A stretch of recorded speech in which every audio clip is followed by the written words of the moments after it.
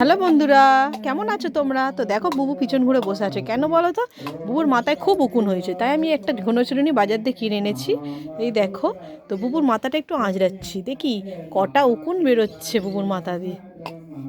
তো দেখো বন্ধুরা, কালকে অনেকগুলো বেরিয়েছিল যেহেতু, তোমরা কিছু বুঝতে পারছো? না, পারছো না? তো একটা দেখি কিরকম উকুন বেরোচ্ছে, দেখি একটু বুবুর মাথায়, যেহেতু কালকের বেরিয়েছিল। এই দেখো বন্ধুরা, একটা নড়ছে, তোমরা দেখতে পাচ্ছ কিনা দেখো, এই দেখো ও নড়ছে, দেখো উকুন নড়ছে, দেখতে পাচ্ছ?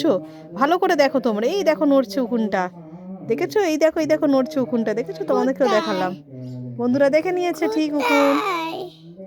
এই দেখো নড়ছে, এই দেখো উকুন নড়ছে বন্ধুরা, দেখেছো তো বুবুর মাথায় কত উকুন হয়েছে। আর বলো না, স্কুলে যাচ্ছে আর উকুন কারি কারি করে মাথা ভর্তি করে নিয়ে আসছে, কি বলবো। কি রে বুবু, মাথার মধ্যে উকুন হয়েছে, কি হবে? দেখো বন্ধুরা, আমি হালি আটটা কিন্নল হালি আটটা কিন্নল হালি আর আটটা কিন্নল তেমন।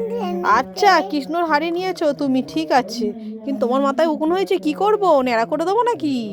ঠাম্মাকে নাড়া করে ঠাম্মাকে ন্যাড়া করে দেবো? কেন? মাথায় বুকুর মাথায় ঠাম্মার মাথা থেকে উকুন ঢুকেছে, তাহলে ঠাম্মাকে ন্যাড়া করে দেবো। বন্ধুরা কি বলছে দেখো, ওরে বাবা।